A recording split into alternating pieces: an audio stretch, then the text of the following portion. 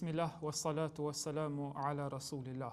Allahun e madhreshëm e lavdrojmë, ndërsa salavat dhe selam i dërgojmë pejgamberit sallallahu alaihi wasallam.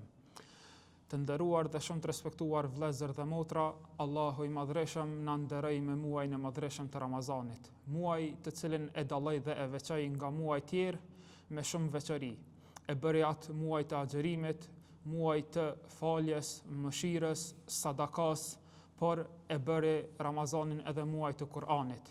Kjo nga se Allahu i madhreshëm e nderoi pejgamberin sallallahu alaihi wasallam dhe neve si pasues të tij me Kur'anin e madhreshëm pikërisht në këtë muaj. Ishte muaji Ramazan kur pejgamberi alaihi salatu wassalam i filloi shpallja. Allahu në Kur'an po na drejtohet edhe po na thot: "Shahru Ramadan alladhi unzila fihi al-Qur'anu hudan lin-nas." Po thot Allahu në këtë ajet kuranor, muaji i Ramazanit është muaj në të cilin zbriti Kur'ani i madhreshëm, hudan lin-nas, udhëzim për njerëzit. Nga ky ajet kuptojmë se Allahu i madhreshëm e bëri Kur'anin pjesë të pandashme të Ramazanit. Gjithashtu edhe Gjibrili alayhi salatu wassalam, gjatë kohës sa pejgamberi alayhi salam ishte gjallë, ja mësonte atij gjatë gjithë Ramazanit Kur'anin dhe ja lexonte të tërin një herë. Ndërsa në haxhin e fundit të pejgamberit, në Ramazanin e fundit të pejgamberit sallallahu alaihi wasallam, Gjibrili alayhi salam atij i lexoi Kur'anin 2 herë.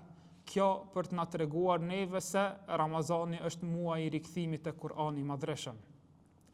Allahun e madhreshëm e adhurojmë nëpërmjet Kur'anit. E adhurojmë atë duke e lexuar Kur'anin, duke e dëgjuar Kur'anin, duke e medituar Kur'anin dhe duke punuar me mësimet të cilat i nxjerrim nga ky libër madhështor.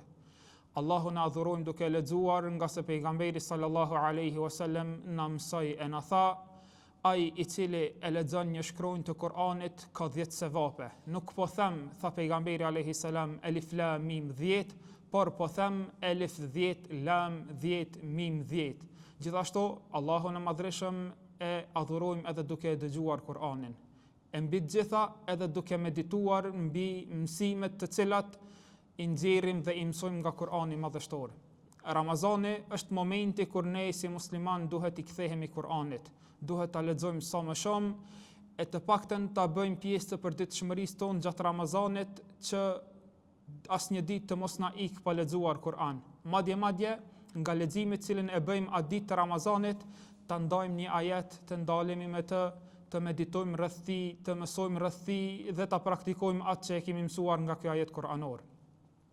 Kur'ani nuk është një libër i thjeshtë. Kur'ani është libri të cilin Allahu i madhreshëm i zbriti pejgamberit sallallahu alaihi wasallam që të jetë udhërrëfyes në këtë botë për njerëzimin, për aq sa ka njerëz mbi tokë. Andaj si musliman Kur'anin duhet ta kemi mësim të përditshmërisë tonë. Nga Kur'ani duhet ta jetojmë jetën tonë. Me mësimet e Kur'anit duhet të punojmë dhe të jetojmë jetën tonë. Ajetet të cilat na flasin për sabrin duhet të vendosim në praktikë kur Allahu na sprovon me ndonjë sprovë, të bëhemi durimtar e të shpresojmë në shpërblimin e Allahut të madhreshëm. Gjithashtu edhe ajetet të cilat flasin për raportet familjare, raportet shoqërore, adhurimin ndaj Allahut të madhreshëm, secilin nga këto ajete të cilat i mësojmë dhe i lexojmë nga Kur'ani i madhreshëm, të bëjmë pjesë të përditshmërisë dhe jetës tonë të përditshme. Nga se ai i cili jeton me Kur'an, ai do të vdes me Kur'an, do të ringjallet me Kur'an dhe Kur'ani ditën e gjykimit do të jetë ndërmjetësues për të tek Allahu i madhreshëm, ashtu siç na mësoi dhe pejgamberi sallallahu alaihi wasallam. Nga këto që i thamë më herët, e kuptojmë se Kur'ani është i mbushur me margaritar, cilët i bëjnë dobi njerijët në këtë botë dhe në botën tjetër.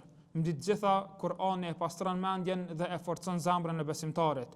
Kur'ani është ilaç i brengave, i shqetësimeve, i ankthit dhe i zbrastisë shpirtërore, të cilën njeriu e përjeton her pas here në këtë jetë plot dinamik dhe zhvillim e lëvizje.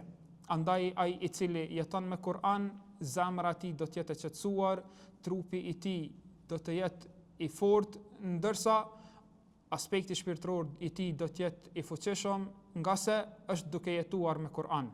Për fond e këshilloj veten time së pari, pastaj edhe gjithë juve të nderuar që Kur'anin ta bëjmë pjesë të përditshmërisë tonë, jo vetëm në Ramazan, por edhe jashtë Ramazanit. Të mos na ik asnjë ditë e përditshmërisë tonë pa lexuar të paktën diçka nga ky libër madhështor e ato çka i lexojmë prej tij t'i vendosim në praktikën tonë. Allahun e Madhreshëm e lutim që Kur'anin ta bëj pranverë të gjoksave tonë dritë në natën e varrit, ndërsa ndërmjetësues në botën tjetër, e juve të nderuar dhe shumë të respektuar, ju uroj një agjërim të lehtë me vepra të pranuara e me mëkate të falura. Assalamu alaikum wa rahmatullahi wa barakatuh.